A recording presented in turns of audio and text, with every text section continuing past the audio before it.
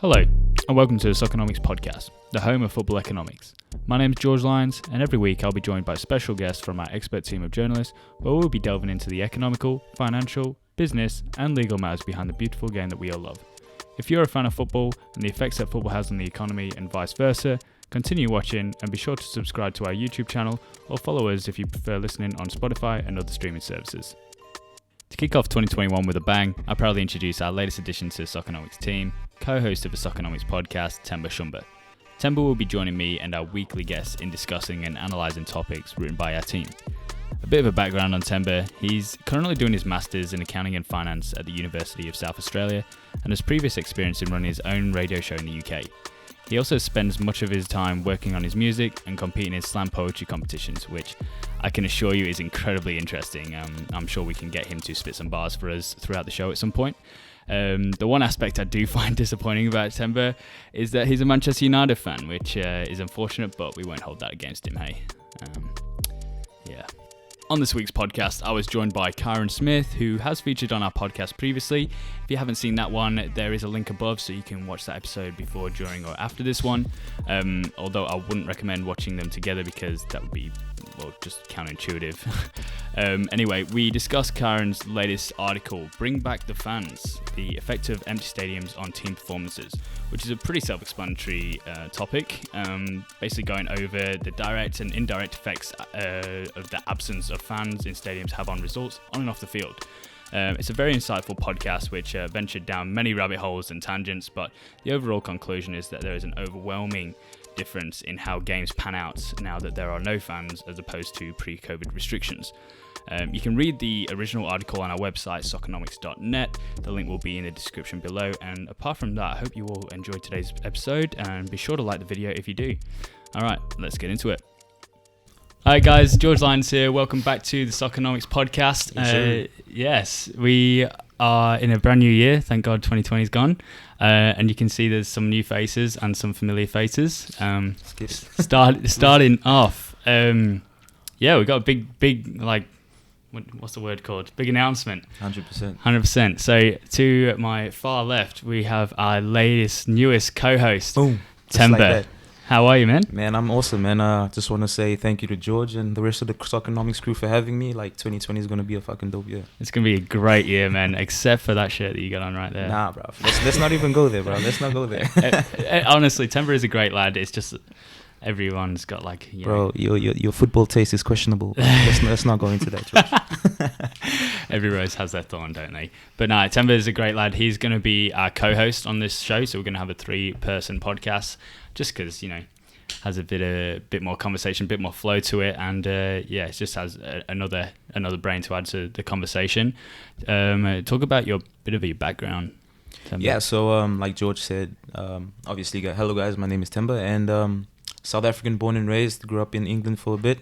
Currently living in Australia, Adelaide to be exact, and yeah, man, currently doing my Masters in Accounting and Finance, have a background in Accounting and Finance, so I feel my background could, play a part in helping Soccernomics grow in that department. Besides that, I'm a football fanatic, support the best team in the world, so... Questionable. It's only fitting that I joined the crew, man. It's only fitting. That's it. Well said, mate. We'll get you on the good side. Hey.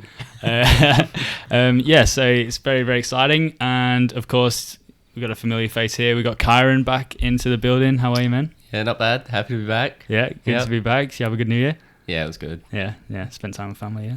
Yeah, working, spend time with family. Working? Yeah. Oh, jeez. Actually, yeah, I'm the same now. Now that I'm working in retail, it's just been flat out. It's tough, bro. Yeah. It never ends, man. Tough. Yeah. Although the other day I was on like $64 an hour for Boxing Day. That's the thing. Jeez. It was a good day. It was a good That's day. a lot. Spent it. Yeah, so pretty much what we're going to be doing today is talking about Kyron's latest article. If you haven't read it already, go check it out on the Soccernomics website. It's called Soccernomics.net, of course, because I talk about it all the time. But yeah, the article, if you want to explain a bit about what the article is about, Kyron. Yeah, so basically it's just talking about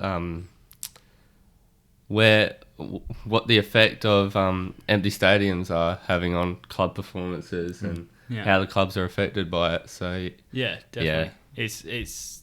It's actually quite obvious. Like, it's a talking point that everyone talks about. Like how different the players say it themselves, how different it is and how weird it is playing in front of no one as opposed to playing with, like, you know, averaging 50,000 like people in a stadium sometimes, which is pretty crazy. Different. Yeah, completely different. Now it just seems like the new norm, but the players are saying it's still weird. For me, like, generally, just as a fan, it's even weird to me watching an empty stadium. Like, you know, when your team is like running up and like, you have to get that extra goal. It's just weird that you don't even hear the fans anymore. Literally. So, and the fake noise as well. Nah.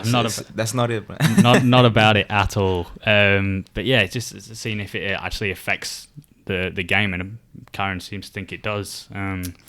Starting off, what did you say that you found to start off with, man? So basically, I had a look at the effects on results before and after Project Restart in June back in last year, 2020. Yeah, and basically I found that home teams won more games before the restart than after the restart because obviously I don't have the fans supporting them.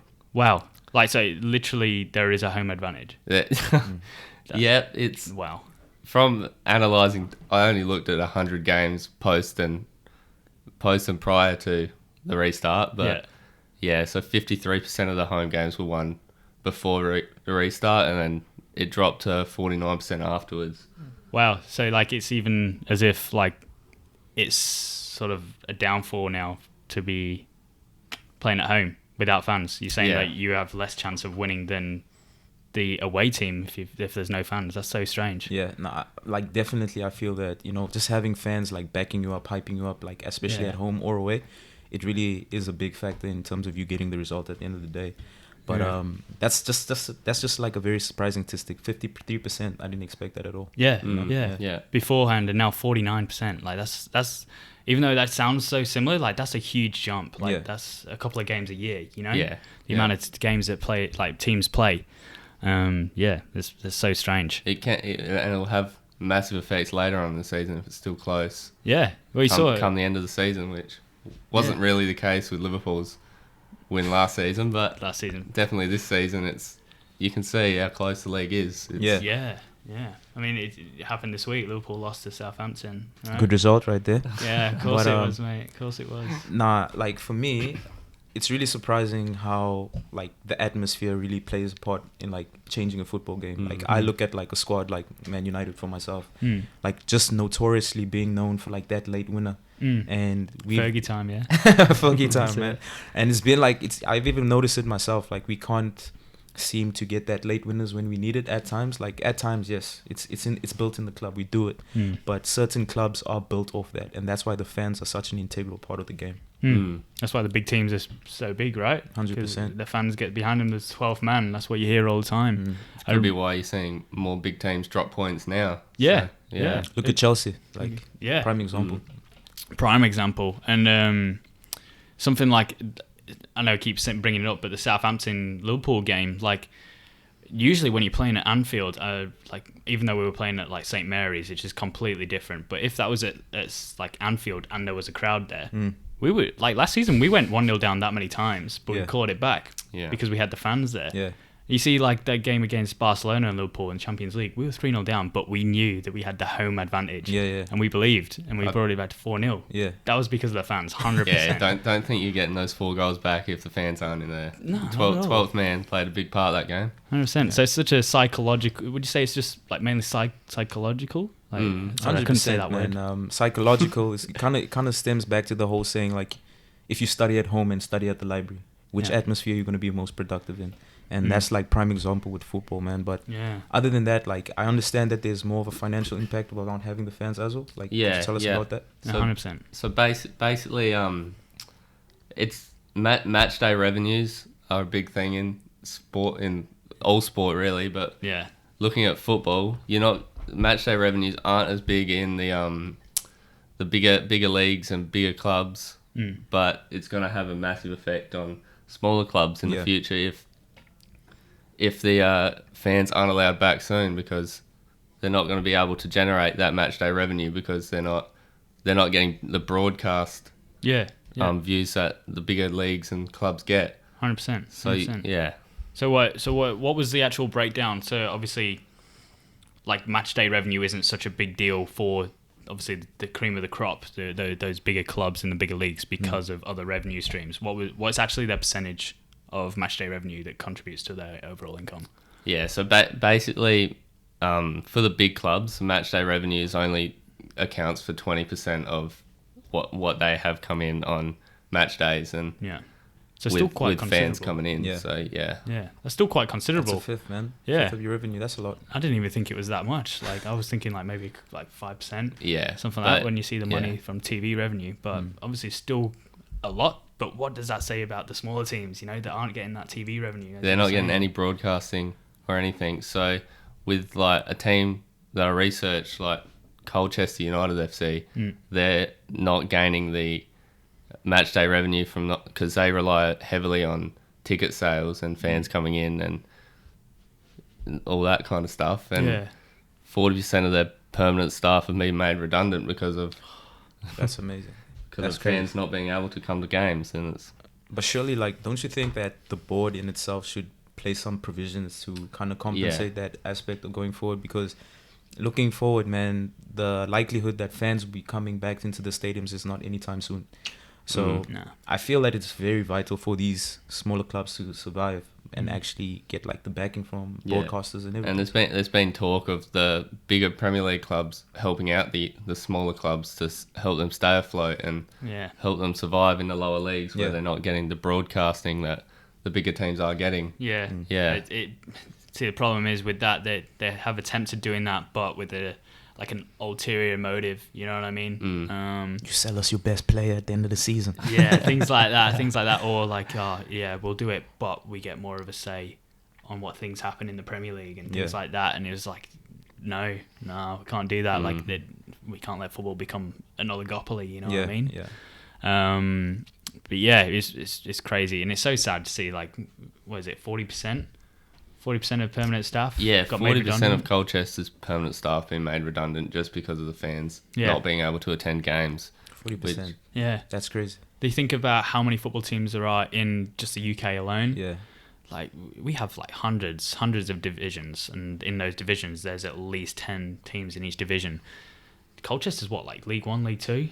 Yeah, so they're the EFL League 2 team. So. They're a League 2 team. Think of how many people would have lost their jobs or being stood down, losing that income. It's so sad. It's so exactly sad to right. think about. But yeah, man. So you're saying literally not having any fans. Obviously, what will that eventually come into? Because we're talking about team performances. How does the financial struggles affect a team performance?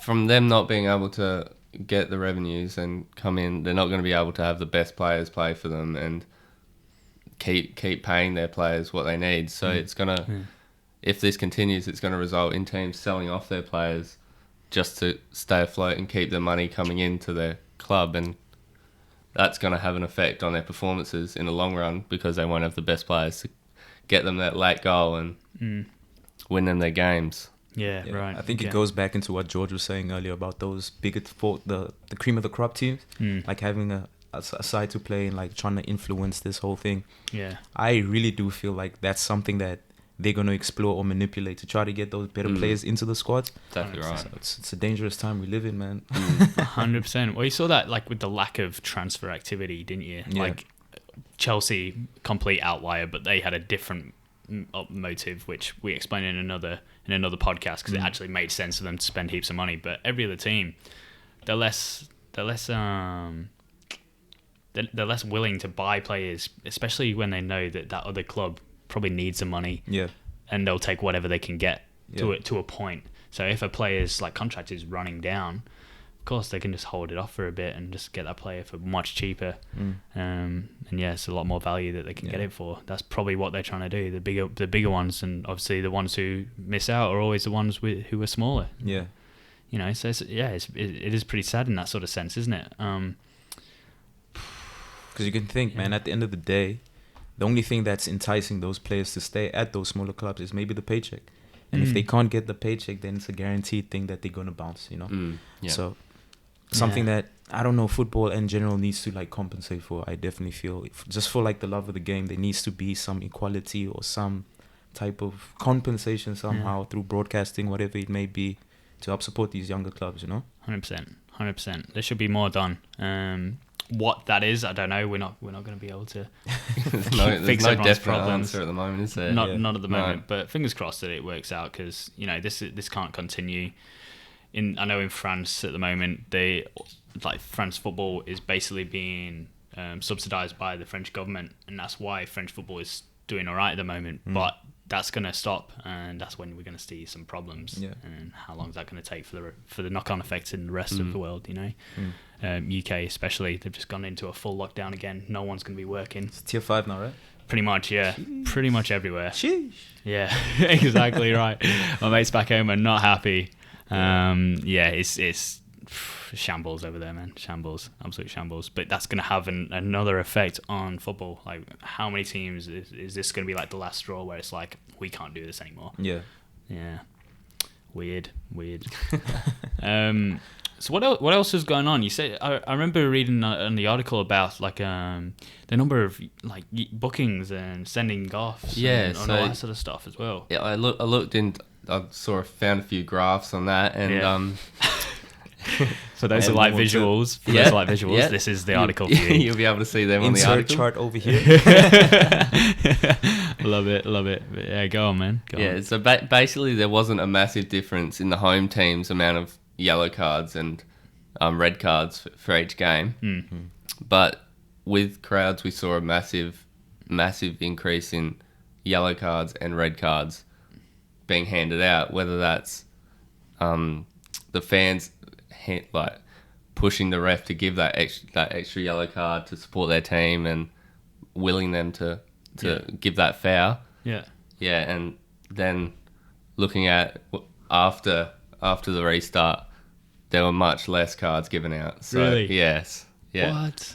I can see that. So like, if you're looking at the article right now, so there's basically a bar chart, and it shows like with crowds, without crowds, and then home team, away team. So before, where there was crowds, there was more yellow cards and red cards given to the away team than the home team. Now it's switched the other way around. Yeah. That's crazy. It's quite staggering, the difference in the amount of cards given before and after the restart. I was quite surprised when I saw it myself. But that's quite considerable. Yeah. I was having this conversation with you earlier, in the show, but do you also feel that since the restart, this case about the red cards and issuing yellow cards and red cards, does the VAR also just have a part to play in that, do you feel? Possibly, yes. Yeah.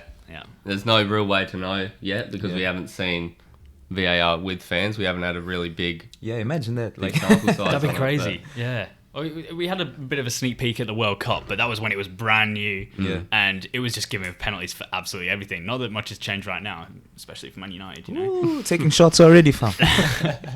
Come on, who was it? Pogba. Come on, man. He tripped over his foot. I don't know what you're talking about, bro. I plead the fifth. It hurts. It actually hurts to watch. Mark wanted to come and film with us, and he literally said, "I can't do it right now." Hey, man, don't hate the player, hate the game. Just like that. Oh, I hate the game. All right. No, I love the game really, but it's all just fun and games until it decides literally the title race. That's true. But, hey, again, it's a good point, because like obviously VAR is statistically given more penalties than ever before. That could be down to that, but also you can see here it could have something to do with the crowds, like the way that players are playing. Yeah, it could be more rash. Like if there's bigger crowds, you got more of like a, what's the word called? You got less like incentive? rain, to try and do things. Like you might be a bit scared to stick a leg out or something like that.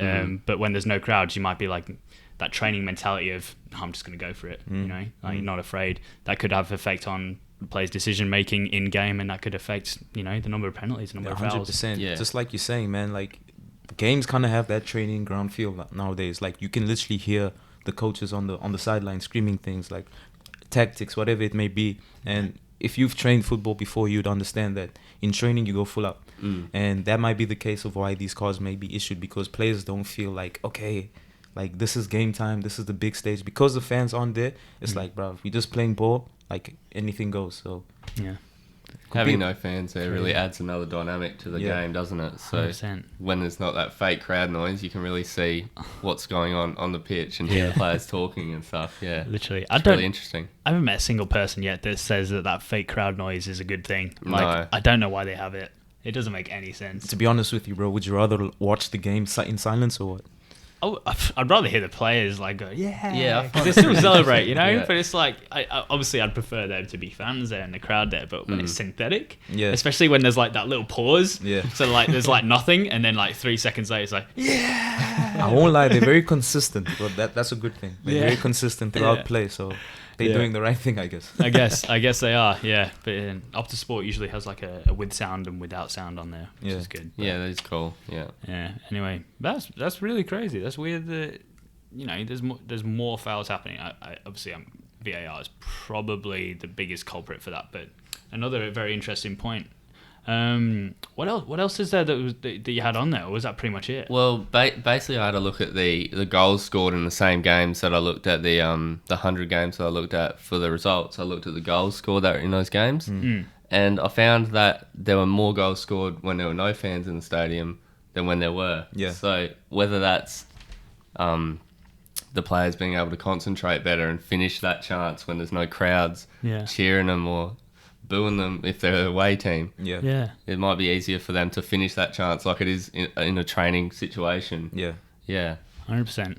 All of a sudden, like, the big clubs, their fortresses aren't really such a fortress anymore. You know? It's just another game. I mean, like, even if you look at penalty conversions these seasons, I bet they're much higher than last season. Yeah. You think about the crowds and how they influence that with like lasers or chants, whatever it may be. It's literally a distraction at the end of the day. So that is not like surprising to me at all. I'm actually happy to see that because it makes the game better. Yeah, it's more pure, isn't it? Yeah. More pure. It's obviously like take it how you think it is. If you think that like obviously having crowds there doing that sort of stuff is just part of the game, then obviously what you think seeing right now is not such a great thing. But when you take away all these outside influences on, for example, how a player is playing and they lost confidence or they're being really affected by the crowds, this is great to see how they really can be. Yeah. When there's no pressure on them. I mean, not that there's no pressure on them, but less outside influences as opposed to, say, just media. You know what I mean? Like, yeah. So there's definitely a more clinical touch that I've seen this season that you couldn't see last. So. Literally. Yeah. Literally. Whether it's those players not messing around, trying to showboat in front of the fans and wanting to get the ball just in the back of the net now. Yeah. It might play a part now. Yeah. So very, very interesting. So obviously we're not going to be getting fans back in the stadiums soon. In the article we were talking about they should be coming back. They were back for a very little amount of time. Yeah. I think it was like December 2nd they came back and then they were gone again. Gone again within like 1 or 2 weeks, wasn't it? Good one, UK. Boris is trying his best, just not very well. But like how soon it's going to come back? Should we be starting to get used to this no crowds thing or minimum crowds? Like, how long do you think it's going to take until we get to full capacity to a point where it's actually going to start affecting the games again? You know what I mean? Yeah, you'd think it'd be a couple of years at least. A couple of years, you reckon? Until full stadiums are back, and unless there's a vaccine that comes out that fixes everything soon. Yeah. So do you think that'll mean that we'll be finding more seasons like we're finding this season, where it's a lot more even? Like all of a sudden, like Old Trafford. Like you said, those last minute goals and things like that was because the crowd was on. It was like expected. Yeah. Those things like that. There's going to be more even games, so that means there's 100%. I think like Southamptons. You nailed the point, man. Earlier when you said that the crowd essentially is a 12th man at the end of the day. So removing that aspect, you're definitely going to see a bit more competitive games, whether it be bigger clubs, smaller clubs, derbies, etc. Everything is going to be a bit more evened out, which I feel generally makes the football aspect of it more exciting to watch. But going forward in terms of just being a football fan and enjoying the atmosphere and the game and what it means to, like, with your boy watching a derby, just getting hyped, it kind of takes it away a bit. Definitely it's it definitely takes it away. I just thought of this just then. Like, I think the biggest and the best example of like no crowds being in the stadium is Sheffield United right now. Last season, they were flying at the start, and you could tell that was because of the adrenaline. Like, we are here, we're at Bramall Lane. It's been, 10, 15 years since we've been in the Premier League. Like, this is great. Like, we are in it, and we're here to stay, and we're going to have the fans behind us the entire way. You can see when Billy Sharp scored that first goal in the Premier League, like, they all went absolutely mental. They don't have that right now, and you can see that they're dejected. Like, they've actually lost their confidence, not because of no fans being in the stadium, but that could be a knock-on effect of how their season started. They don't have those fans to big them up to start off with. They've been on a losing streak, and now it's having a knock-on, a sort of a snowball effect. A ripple effect on how they're performing. Do you think that could, like, having no fans in the stadium at Bramall Lane could be the key thing that's going on right now? Yeah, most definitely, man. I think it's not just Sheffield that you're seeing. It's like literally with every club like going on, like Chelsea, like the bridge ain't a fortress no more, you know? You look at clubs like Aston Villa, like they thriving with having no fans. Like, what pressure did the fans bring to them? I mean, it's crazy to see how each club has reacted to the no fans being there.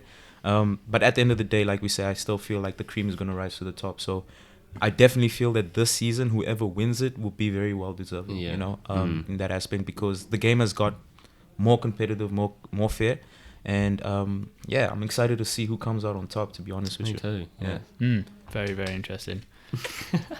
Mate. Let's just say. It's just a phase. It's just a phase right now. You'll drop off soon. We'll bring him to the good side eventually. We'll bring him to the good side. I don't think it's going to happen, but we'll try. Besides that, in the article, I noticed that you also found out how players' reception have to be to no fans. Could you tell us a little bit? Yeah, so you wanted me to talk about how the players feel about it. So, so in a recent, some recent interviews with a few players playing in the Premier League. So you got Richarlison from Everton who said playing in empty stadiums felt really weird, and they definitely miss hearing the singing fans and the songs chanting their names and stuff. And then you've got Edison, the goalkeeper from Manchester City, and he says very similar. And he's like, although it feels good to be able to play football in a tough time, it's not the same not having fans at the games with him.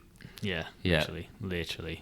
Yeah, so it's all that as well. And was there another one? You had Jay Rodriguez as well, didn't you? Yeah, so Jay Rodriguez said he'd be lying if he said playing in front of an empty stadium was normal, because football is all about playing in front of the fans and the atmosphere that the fans bring. Yeah, for sure. So the players definitely feel like they're missing that aspect of the fans. It's a general consensus throughout players as well.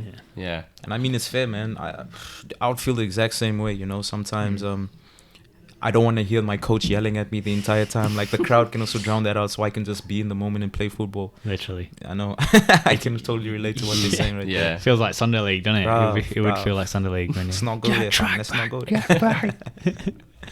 Oh man, it is funny to listen to somehow how managers, like, now you can actually hear what they're saying and stuff like that. Some of them are really quiet, just chill there. Some of them are so loud. Literally, like, man, so I don't get the ones who just sit there on the sideline, bro. Like, do something. Man. You're struggling, bro. Yeah, we need that pickup. There's no fans. Pick them up, man. You know? But it's so weird. And like, what teams as you were saying before, Temba, like, what teams are actually benefiting from no fans?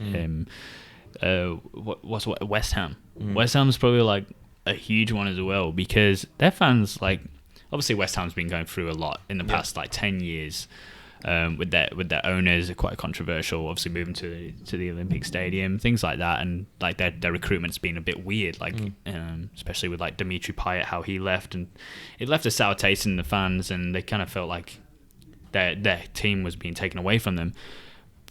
They, like, whenever like West Ham were losing, they'd just get absolutely hammered by their fans, and that can't be good. Like, it never actually worked. You know, a player doesn't react well to being booed by their own fans, especially when it's every single week. Like, what you trying to say about West Ham, man? I love West Ham fans out here. I love West Ham. You know, Green Street Hooligans, woo, all that. But now you see that there's no fans. There's less pressure. They are flying, mate. They are doing really well. They're only got like, I think they're only like not even 6 points off the top four.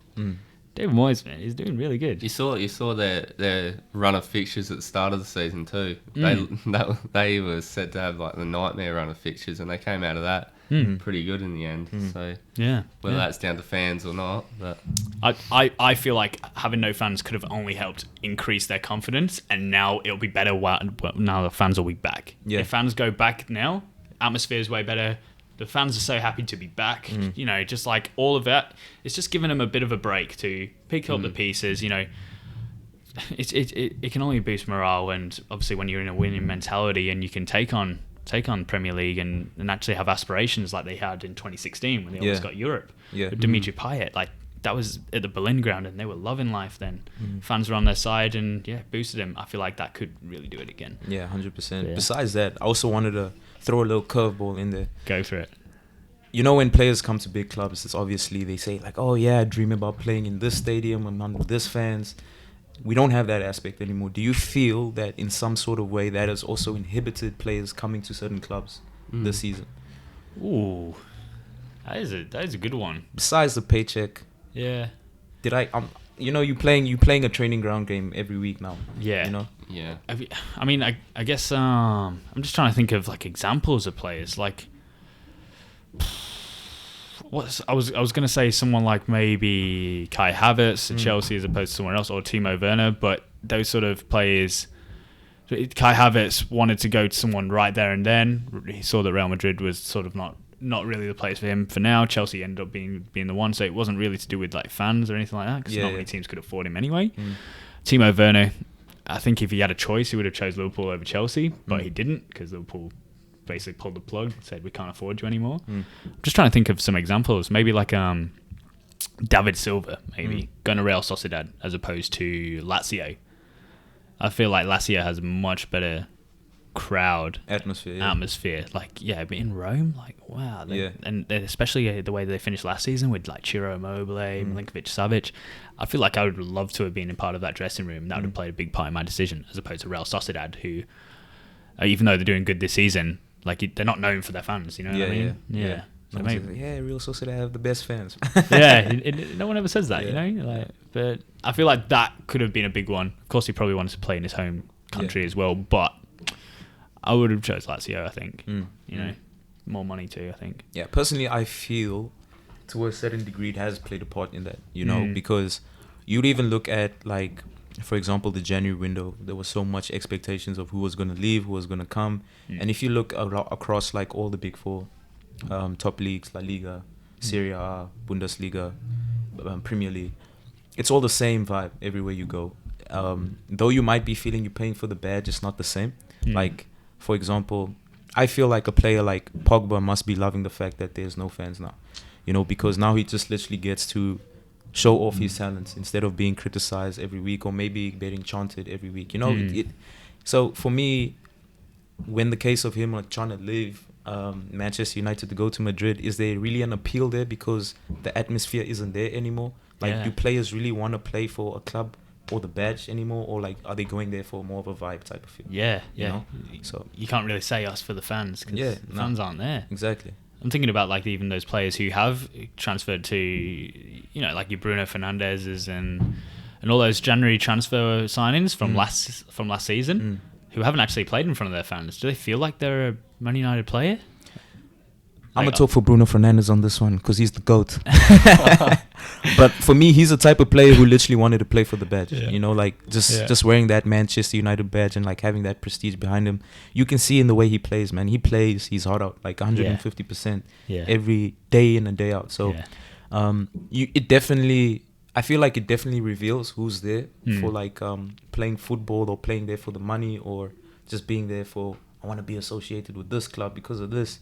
I feel like it kind of lifts the top on that for certain players. 100%. I feel like my Bruno Fernandes one was a bad example because he so loves Man United. You can see it every time they score. It's like every single time. I feel like he's only going to get better when the fans are there. So 100%. Yeah, he's a great pickup from you guys. Even just having the dressing room. 100%. He wants to win. We gonna win this season, baby. Just like that. You've had one good run of form. Bro. Just watch. It's not how you start, it's how you finish. Remember that. Remember that. We'll see. Well, no Van Dijk, so Henderson at centre back. All excuses. Henderson at centre back. Now we'll see. Hopefully it does because we need someone to help us. fight. Oh, make it more competitive. That was just trying to say. That would be it. Shots fired. That's it. David and Goliath. Nah, all fun and games. But hey, I feel like that was pretty conclusive, really. Obviously, having no fans in the stadiums is so affecting how teams are performing on and off the field.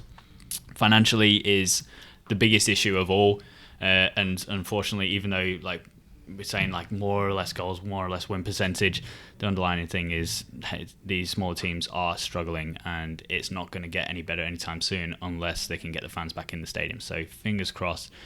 Lockdown in the UK doesn't last too long. They can sort it out, and across Europe, etc., so that they can continue to bring joy to the rest of the world. Yeah, for sure. Yeah. As football fans, we deserve it. You get me? You get me. We deserve that. Knock on wood. That's Knock it. on wood. Touch wood. Touch wood. Thank you so much, boys, for coming on. It's been a real pleasure. This is our first one with the three of us on here. Hey, let's go. First of many, hey? Went well, First of I many. reckon. Went very well. Very well. Hopefully we'll have a bit more space. As you can tell, we're in my bedroom. It's not the most spacious place, but we'll see. A couple of things. If you guys did like this video, please like it. If you aren't subscribed already, which most of our watchers aren't, you really should be, please hit the subscribe button and hit the notifications bell as well so you can stay up to date when we upload. If you haven't also, we've got an Instagram page which we are really trying to focus on, because on there we have not only got our articles that we're posting on there, which have got cool visuals, obviously posting about our podcasts, but also we have started our Soccernomics FC indoor team. Hey. It's going to be a big one. We're going all out on it. It's going to be like proper, like a football club running it. So there's going to be like lineups, there's going to be videos, there's going to be player analysis, there's Tactics, going all that sort of that stuff. jazz. So if you're into that stuff, it's just a bit of fun for us, but hey, it just adds more content, and it's just good fun to get to know us a bit more on a personal level as well. Our Instagram page is Soccernomics HQ. We'll leave a link in the description below, and get around us on there. We have a competition on at the moment. If you check it out, it's like tag 3 friends, share on your story, and follow and subscribe to us. You can win $100 gift card of your choice. If you live abroad, or convert it, whatever, doesn't really matter. I know you need that gift card, man. Everyone needs. I know you need that gift card. Come on, that stimulus package isn't doing as much. Got it. We got it. So yeah, I'm literally throwing money at you guys. So go ahead, do it. Be really good and help support small businesses so we can keep doing the thing that we love. Yeah. I think I've covered everything, have I? Yeah, I think that's it. Easy as. All right, guys. Well, we'll catch you very, very soon. Thank you for watching, and see you later. Let's get it.